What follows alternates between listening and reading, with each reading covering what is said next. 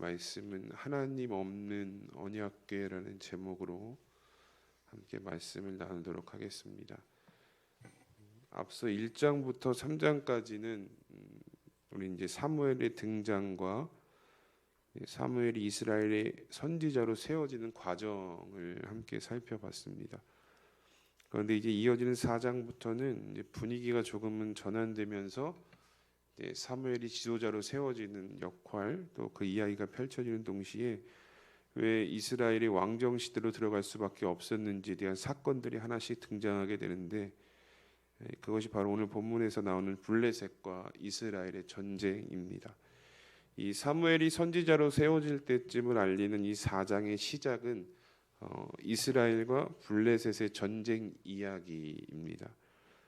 이제 우리가 앞으로 자주 언급되어질 블레셋에 대해서 먼저 간단히 살펴보자면 해안에 있는 도시 국가였습니다. 5개의 연합 도시로 형성하고 있는 한 도시 국가였고, 이 블레셋의 또 다른 특징 중 하나가 무엇이었냐면 이들은 이미 철기 문화를 가지고 있었다라는 것입니다. 이들이 항상 이스라엘과의 전쟁에서 우세할 수밖에 없었던 이유는 이스라엘은 여전히 청동기 문화에 머물러 있었지만 이 블레셋은 이미 그 청동기를 뛰어넘은 철기 문화가 자리 잡고 있었기 때문에 항상 전쟁에서 이 블레셋이 우위에 있을 수밖에 없는 상황이었습니다. 그래서 사사 시대를 보면 우리가 잘 알고 있는 삼손이 사사로 있을 때 블레셋의 오랜 시간 또 지배를 받았을 정도로 이스라엘과 블레셋의 관계는 좋지 않았고, 우리 이제 블레셋 하면 다윗과 골리앗의 전쟁 때문에 그들의 어떤 강함을 그대로 인식하지는 못하지만 이 당시 항상 블레셋과 이스라엘의 어떤 전력을 놓고 보면 항상 이스라엘이 약할 수밖에 없는, 열악할 수밖에 없는 환경이었다는 것을 보게 됩니다. 그래서 오늘 본문 역시 블레셋과 이스라엘의 전쟁을 다루고 있지만 이 시작부터 뭐라고 말씀하고 있냐면 2절에 보면 이렇게 말씀합니다. 블레셋 사람들이 이스라엘에 대하여 전열을 벌이니라. 그 둘이 싸우다가 이스라엘이 블레셋 사람들 앞에서 패하여 그들에게 전쟁에서 죽임을 당한 군사가 4,000명 가량이라 라고 말씀합니다. 그러니까 이미 전쟁에서 이스라엘이 블레셋의 상대가 되지 않는다라는 것을 전쟁의 시작부터 지금 보여주고 있는 것이죠. 약 4,000명의 군사가 죽임을 당했다라는 전쟁의 결과를 전쟁의 시작부터 지금 보고하고 있다라는 것입니다. 이 성경의 말씀처럼 이스라엘이 블레셋에 패하게 됐습니다. 그런데 이 패배를 보고하는 결과인 2절 말씀을 보면 뭔가 어울리지 않는 단어를 우리가 발견하게 됩니다. 바로 블레셋 사람들 앞에서 이스라엘이 패했다라는 것입니다. 여러분, 우리가 일반적으로 이스라엘과 블레셋이 전쟁을 해서 이스라엘이 블레셋에게 패했다면 블레셋 사람들 앞에서 이스라엘이 패했다라는 표현보다는 블레셋 사람들에 의해서 이스라엘이 패할 수밖에 없었다, 이렇게 기록하는 것이 더 자연스러울 건데, 오늘 성경은 블레셋이 이스라엘이 블레셋 앞에서 패했다라고 기록하고 있습니다. 마치 그냥 블레셋을 그 이스라엘이 패하는 모습을 보고 있는 방관자나 혹시 지켜보는 자로 그냥 이야기하고 있다라는 것이죠. 이 본문의 2절의 말씀 속에서 우리가 확인할 수 있는 사실 하나는 무엇이냐? 오늘 이스라엘이 패한 이유가 블레셋 때문이 아니라는 것을 확인할 수 있게 된다는 것입니다.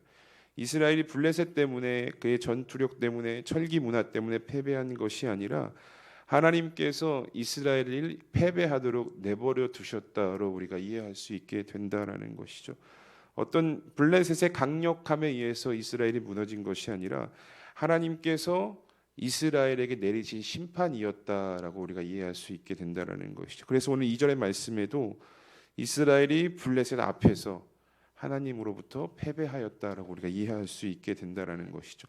그러니까 하나님께서 오늘 블레셋과의 전쟁을 통해서 이스라엘에게 심판을 내리셨다라는 것입니다. 그렇습니다. 하나님은요, 우리가 잘못된 길로 가고 올바른 신앙의 길을 걸어가지 못하면 절대로 우리의 삶을 그냥 내버려 두시는 분이 아닙니다. 우리가 조금만 잘못된 길로 가고 조금만 신앙의 길에서 이탈하게 되면 하나님께서는 그냥 무관심으로 일관하시는 것이 아니라 오늘 본문의 말씀처럼 다시금 심판을 통해서, 책망을 통해서 우리를 돌이키시려는 것이 하나님의 마음이다라는 것입니다. 여러분, 자녀가 잘못된 길로 가는데, 위험한 길로 가는데 그냥 내버려두는 부모가 없듯이 하나님도 하나님의 자녀들이 잘못된 길로 행할 때에, 잘못을 행할 때에 그것을 돌이키시려는 분이라는 것을 오늘 2절의 말씀을 통해서 우리가 고백할 수 있게 된다는 것입니다. 때로는 책망으로 우리를 돌이키시고, 때로는 고난을 주셔서, 때로는 실패를 주셔서 우리의 삶에 우리를 돌이키시게끔 하나님께서 일하신다라는 것입니다. 여러분, 물론 우리의 삶에 책망이 없었으면 좋겠고, 하나님께서 주시는 고난이 없었으면 좋겠고, 실패가 없었으면 좋겠는 것이 우리의 삶입니다. 가까이 하고 싶지 않은 것들이죠. 그럼에도 오늘 우리의 삶에 책망과 고난과 실패가 계속해서 반복되어진다는 것은 하나님께서 우리를 돌이키시기 위한 하나의 방법이다. 하나님께서 오늘 나의 삶을 돌이키시기 위해 일하고 계시다라는 것을 우리는 그 상황 속에서 깨달을 수 있으셔야 한다는 것입니다. 그러니까 내 삶에 고난이 오고 하나님의 책망이 오고 심판과 하나님의 어떤 실패의 순간들이 하나님께서 계속해서 주신다면 우리는 그것을 원망하고 슬퍼할 것이 아니라 감사할 수 있는 믿음의 자세가 있어야 한다는 것입니다. 세상의 사람들은요, 고난이 오고 실패가 반복되면 좌절하고 넘어집니다. 하나님의 뜻을 모르기 때문이죠. 그러나 오늘 믿음으로 살아가는 우리들은 우리의 삶에 고난이 왔을 때, 실패가 왔을 때, 환난이 왔을 때 감사할 수 있는 그런 믿음의 결단이 여러분 있으셔야 합니다. 왜냐하면 하나님께서 지금 우리의 인생을 돌이키시기 위해서, 우리의 인생을 올바른 길로 걸어가게 하기 위해서 붙잡아 두시는 은혜를 우리에게 베풀어 주시는 것이기 때문입니다. 그러니까 여러분, 우리 감사하실 수 있는 여러분들 되셨으면 좋겠습니다. 내가 조금은 힘들고 고난이 자제하고 내 어떤 계획하는 대로 안 되고 실패가 계속 찾아왔을 때는 하나님께서 오늘 나를 돌이키시기 위해서 일하고 계시는구나라는 어떤 믿음의 고백을 가지고 감사하실 수 있어야 된다는 것입니다. 이것이 우리가 하나님께서 보내시는 사인과 메시지 앞에 할 수 있는 반응이다라는 것이죠. 그런데요, 오늘 이스라엘은 보면요, 하나님께서 돌이키시려고 오늘 블레셋 앞에서 패배를 주셨거든요. 블레셋 앞에서 하나님께서 이스라엘을 패하게 하셨는데 군사 4천 명이 죽임을 당하거든요. 그러니까 적은 숫자가 아니죠. 군사 4천 명이 죽임을 당했음에도 이스라엘은 하나님께서 그들에게 패배를 허락하신 이유를, 실패를 허락하신 이유를 온전히 깨닫고 있지 못하다라는 것을 오늘 말씀을 통해서도 우리가 확인할 수 있게 됩니다. 하나님께서 블레셋에게 패하게 하신 후에 이어지는 본문 3절과 4절의 말씀을 보면 성경이 이렇게 말씀하고 있는 것을 우리가 보게 됩니다. 오늘 본문 말씀 3절과 4절 우리 함께 읽어보도록 하겠습니다. 시작.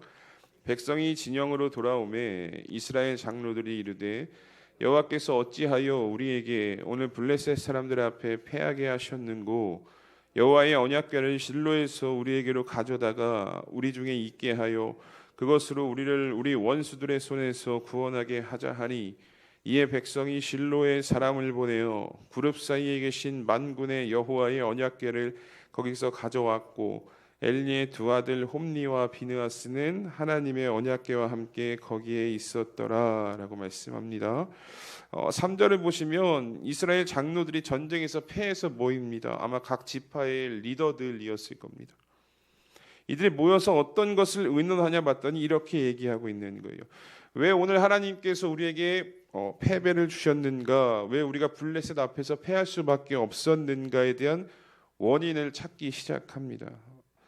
이들이 여호와께서 패하게 하셨다 이렇게 고백할 수 있었던 이유는 무엇이냐면 이 당시 고대 근동에 벌어졌던 이 전쟁들은요, 사람들이 나가서 싸우는 전쟁이긴 하지만 어떤 인식이 있었냐? 각 나라의 신들끼리의 전쟁으로 인식하고 있었거든요. 그러니까 만약에 이스라엘과 블레셋이 싸우면 이스라엘의 신과 블레셋의 신이 싸우는 전쟁으로 인식을 했다라는 것입니다. 그러니까 오늘 이 이스라엘의 장로들이 왜 하나님께서 우리에게 패배를 주셨는가로 고백할 수 있었던 것은 신들의 전쟁이었기 때문이에요. 신들의 전쟁에서 하나님이 패했다라고 이들은 인식했고, 그래서 왜 하나님께서 우리에게 패배를 주셨는가를 원인을 따지기 시작했다라는 것이죠. 그러니까 여기까지는 여러분 어찌 됐던 뭐 어떻게 왔건 여기까지는 좋습니다. 이들이 하나님께서 자신들을 패하게 하셨다라는 것을 어쨌든 인식하고 있었기 때문입니다. 어떤 경로가 됐든지 하나님께서 나를 실패하게 만드셨다면 아까 제가 조금 전에 말씀드렸던 것처럼 다시 돌이키면 되는 겁니다.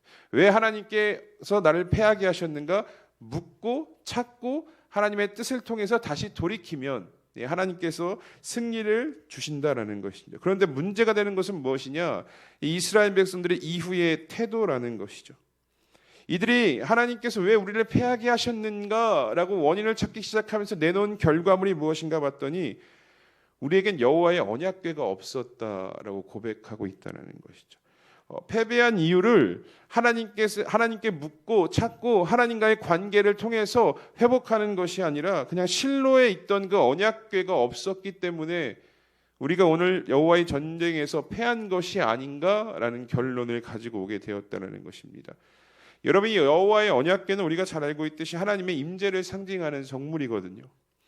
그러니까 이스라엘이 여호와의 언약궤를 전쟁터로 옮기려고 했던 이유는 이 블레셋과의 전쟁에서 하나님의 임재가, 하나님이 함께 하셨으면 좋겠다라는 마음을 가지고 여호와의 언약궤를 가져오고 싶어 했다는 것입니다.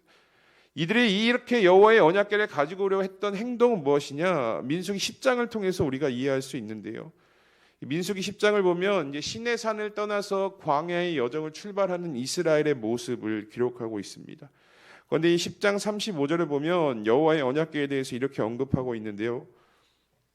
35절에 이렇게 말씀합니다. 궤가 떠날 때에는 모세가 말하되 여호와여 일어나사 주의 대적들을 흩으시고 주를 미워하는 자가 주 앞에서 도망하게 하소서 하였고 라고 말씀하고 있습니다.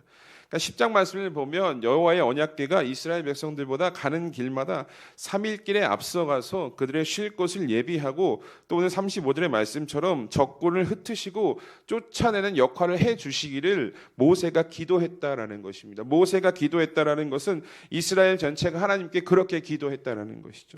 즉 이들은 어떤 인식이 있었냐면 여호와의 언약궤에 대해서 광야에서 모든 우리의 걸음걸음을 인도하시는 것이 여호와의 언약궤이고 심지어 전쟁까지도 하나님께서 주관하시는 그 언약궤가 주관하시는 하나님의 임재 가운데 벌어지는 일이다라고 지금 고백하고 있다라는 것이죠. 그러니까 이 말씀을 통해서 오늘 이 사무엘상에서 이스라엘 백성들이 실로에 있는 언약궤를 가지고 오고자 한 이유가 여기 있었다는 것입니다. 그 언약궤만 있으면 하나님의 임재가 있으면 주의 대적들이 흩어질 것이고 주를 미워하는 자가 주 앞에서 도망하는 일들이 벌어질 것이기 때문에 그러면 우리가 그 언약궤를 가지고 오자 하나님의 임재라고 이야기했던 그 언약궤를 전쟁 가운데 가지고 오면 블레셋이 흩어질 거고 주 앞에서 도망하는 일이 발생할 것이다 라는 이 상황을 가지고 오늘 언약궤를 가지고 오게 되었다는 것이죠. 그러니까 이런 이스라엘의 모습을 보면요, 긍정적으로 우리가 생각할 수 있어요. 하나님께 맡기려고 하는 것, 이런 모습이구나. 하나님께서 함께 하셔야만 승리할 수 있다고 생각하고 있다라는 것이죠. 그런데 여러분, 사실 오늘 이스라엘이 실로에 있는 언약궤를 가지고 오려고 했던 이 모습은요, 하나님을 전적으로 신뢰하고 하나님께 맡기려고 했던 행동이 아니었습니다. 왜냐하면 이게 사실 말이 좋아 하나님의 임재였지요. 지금 이스라엘이 이 언약궤를 가지고 오려고 했던 이 행동은요, 이방 나라들이 전쟁 가운데 취했던 모습과 매우 유사했다라는 것입니다. 여러분, 제가 조금 전에 말씀드렸지만 이 당시에 전쟁이 신들의 전쟁이었잖아요. 그래서 이들이 전쟁을 펼칠 때 이방 나라들은 어떤 것을 했냐면 이 전쟁터에 각자 자신의 신들의 신상들을 가지고 전쟁에 임했습니다. 그러니까 이 신이 우리와 함께 하신다라는 의미겠죠. 그런데 여러분, 이스라엘은 하나님의 형상이 없었고 하나님께서 만들지 말라라고 말씀하시잖아요. 그러니까 형상이 없는 거예요. 다른 나라들은 이제 어떤 왕들도 있고 막 신상을 가지고 전쟁을 하는데 우리에겐 그런 것이 없네. 근데 생각해 보니까 하나님의 임재의 상징이 있는 여호와의 언약궤가 있다는 것이죠. 저것을 가져오면 저 신상을 가져온 저들과 싸워서 우리가 이길 수 있겠구나라는 마음으로 오늘 언약궤를 가지고 올려 했다는 것입니다.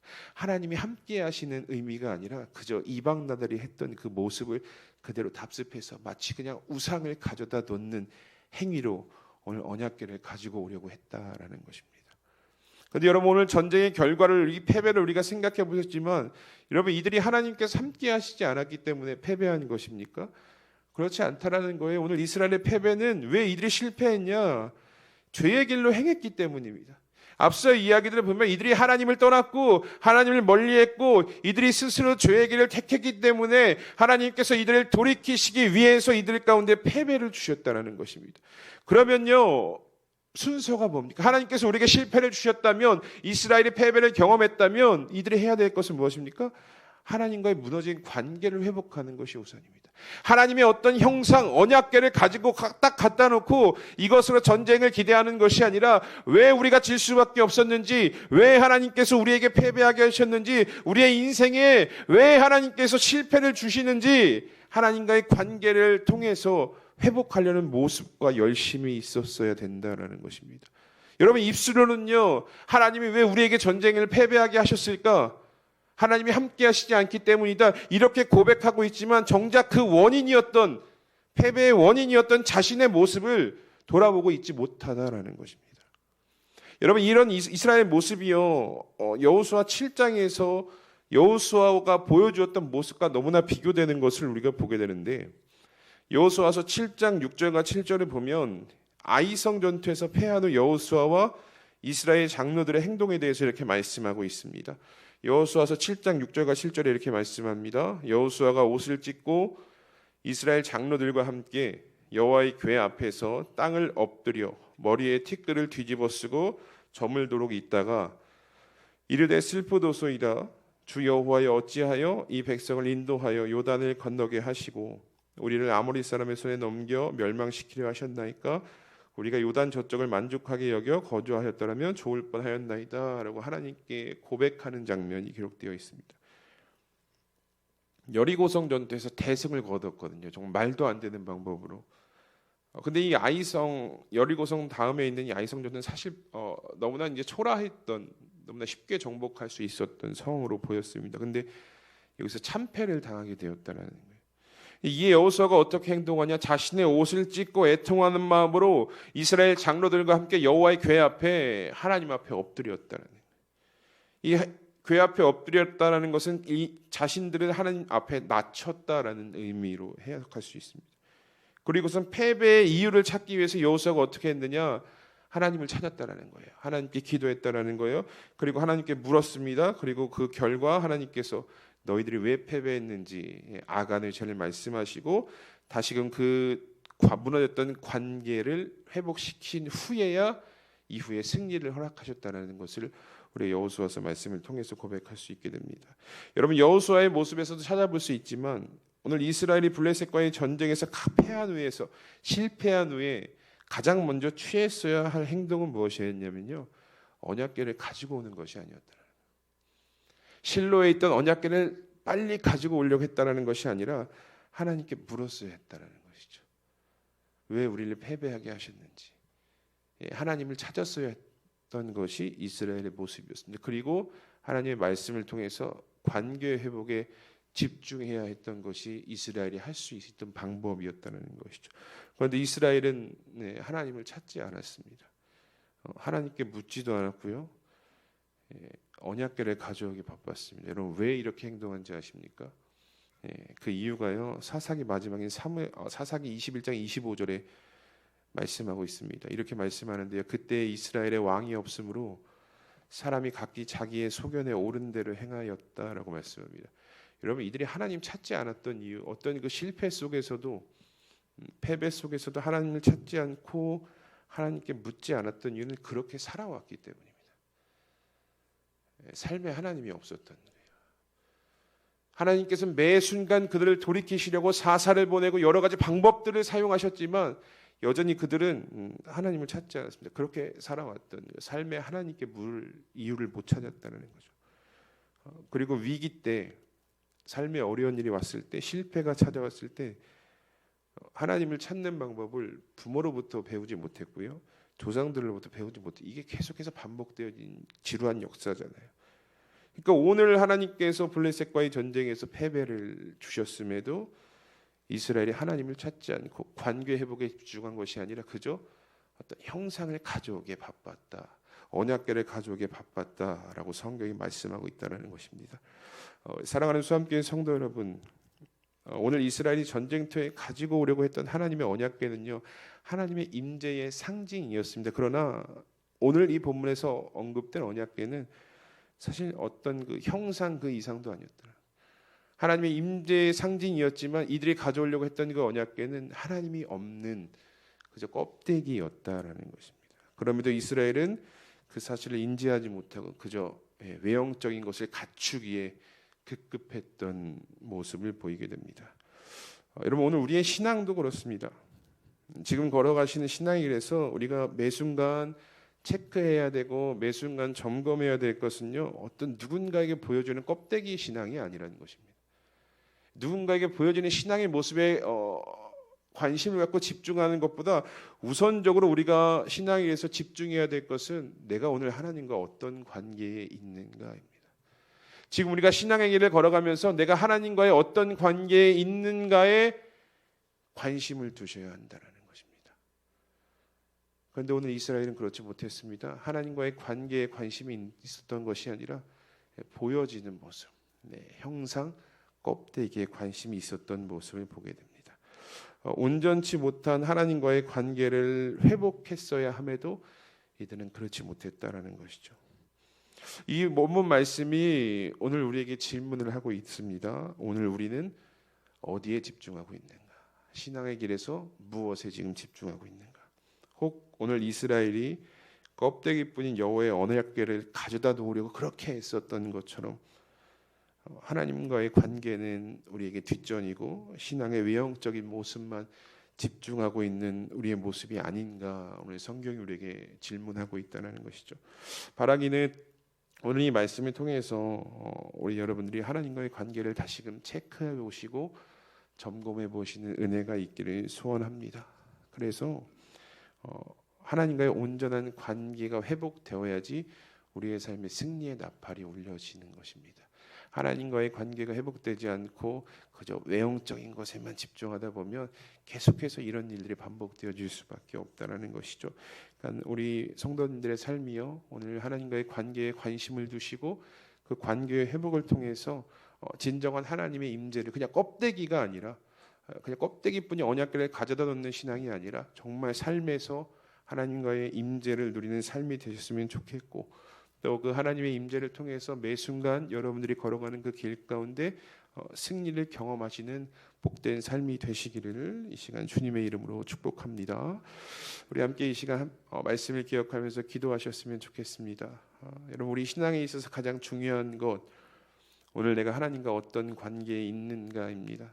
그런데 안타깝게도 이스라엘은 이 관계를 중요하게 생각하지 않았고 그저 외형적인 것에 집중하기 바빴던 모습이었습니다.